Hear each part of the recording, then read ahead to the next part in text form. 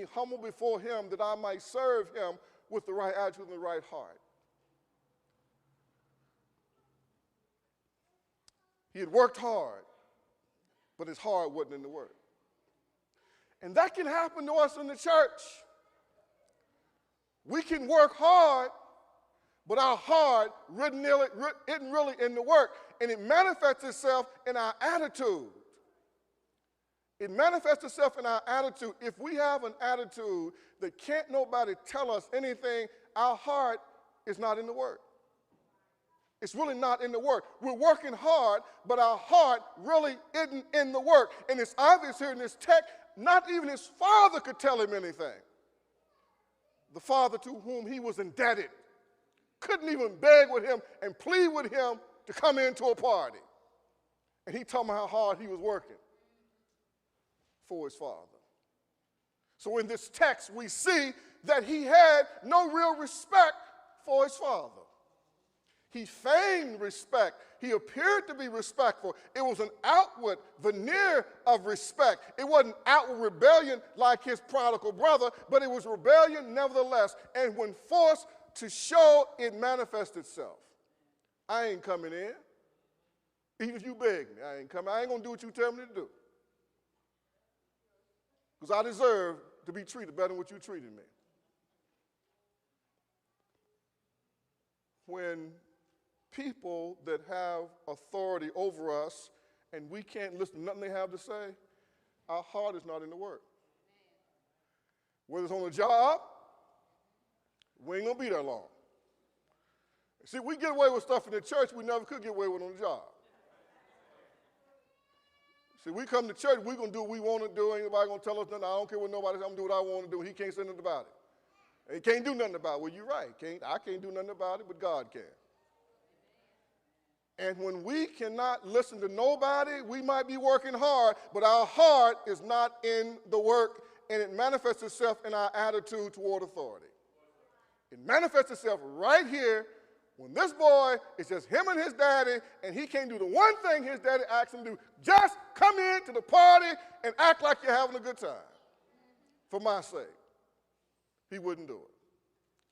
Secondly, he had worked for what he thought he should get and what he thought he was entitled to and what he thought he deserved. He says to his father, all these years I done served you and you never gave me a goat to have a party with my friends. Boy, been eating 3 squares every day.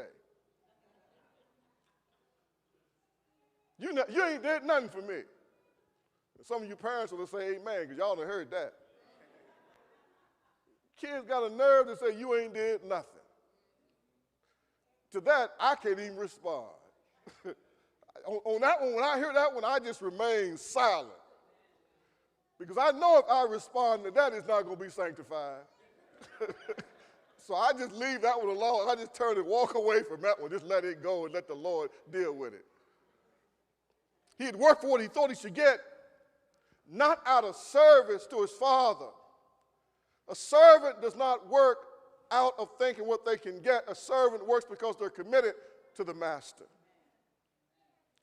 Thirdly, it reveals he was self-righteous. He could see his younger brother's sin. Now, he'd been keeping a scorecard. Now, he didn't go into the far country. How did he know the brother had been out with prostitutes? How did he know that the brother had spent all of his money carousing and drinking? How did he know that the boy had been chasing women? The reason he knew, because he knew that's what he would have done had he gone to the far country. And his assumption was, the same thing is in me is in him. He could see his brother's sins because his brother's sins were obvious. They were moral sins. They were moral failures. But he could not see the corruption in his own heart. He could not see his own self-righteousness. He has the nerve to say to his father, I ain't never transgressed you. I have never transgressed you. What type of self-righteousness is that? I ain't never did nothing wrong. I've never did nothing you didn't say. You just did. The man begged you to come into the party and you wouldn't even go in. He could see his brother's sins, and the church has to guard against becoming so self-righteous to where we can see the sins of everybody outside the church because they are often moral sins, whether it's adultery or fornication, whether it's drunkenness or carousing. We can see those, we can measure those, and we can quantify those, and fail to see the 2x4 that's in our eye. The pride, the arrogance, the lack of compassion, the bitterness,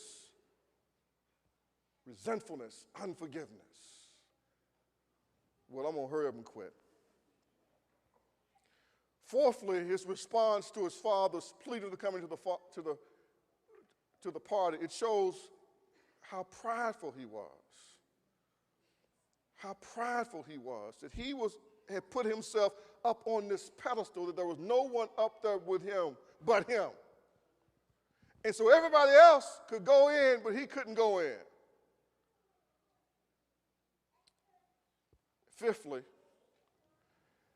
his response to his father shows his lack of compassion for his own brother. For his own brother. Now keep in mind now, Jesus, he is talking to the religious leaders. And so everything we see here about the older brother, this is what Jesus is saying about the religious leaders. And what he's saying to them, you like this oldest boy. You have no compassion for your own brothers. Your own brothers that have been caught in the grip of sin, your own brothers who have been caught in immorality and infidelity, your own brothers who have been caught in drunkenness and addiction, but now they're trying to free themselves through repentance and turning to God, but you have no compassion for them. You would rather see them in that situation. That's the epitome of pride and self-righteousness. You'd rather see somebody wallowing in the dirt, in the mud, and in the filth, and the reason we like to see that, it makes us feel good. It makes us feel better. So we can say, I would never do that. I would never do anything like that. So it allows us to elevate ourselves and put ourselves on some spiritual pedestal to say, well, I certainly wouldn't do that. I can't understand how somebody would do that. I can't believe they would do something like that. He had no compassion for his brother. And lastly, what I see in this text about this older brother, his response to his father's plea, his overture to go in and come in and enjoy the celebration, not only shows that he had worked hard, but his heart wasn't in the work. He'd worked for what he thought he should get, not out of service to his father. He was self-righteous and could see his youngest brother's sins, but he couldn't see his own. He was prideful, and he lacked compassion. But you know what the final point was? It's what it says in the beginning. He was angry. And he was angry at his father. He was angry at his father, and that's why in the text he says, all these years I served you, and you never gave me a goat, and you never let me have a party with my friends. He was angry with his father, and the reason he was angry with his father because his father had a forgiving heart, and he didn't have a forgiving heart. So his father's heart of forgiveness and compassion, it brought conviction into his heart, and it exposed him for what he really was, the hypocrite that he really was. He was angry at the fact that his father would forgive his wayward prodigal brother, and it showed how much love and compassion was in the father's heart, and his heart had none of that. And that's the point that Jesus was making to the religious leaders. You say that you know God, but you don't have God's spiritual DNA because you don't have the capacity to forgive people. And the reason you don't have the capacity to forgive is because you don't think that you need forgiveness. You are so self-righteous, you think that you were born in heaven, you commute back and forward every day. You don't see the need of forgiveness, so you see forgiveness in a person as a weakness, not as a virtue. Are y'all listening to me? This oldest boy looked at his father as being a weak, spineless Casper milquetoast. I can't believe you would let him treat you like that. I can't believe you let him embarrass us, shame us, disgrace us, dishonor us, the whole family name, the village, everything, and then you're going to bring him back. I can't believe you would do that. I can't believe that you would do that. He was angry because his father was forgiving.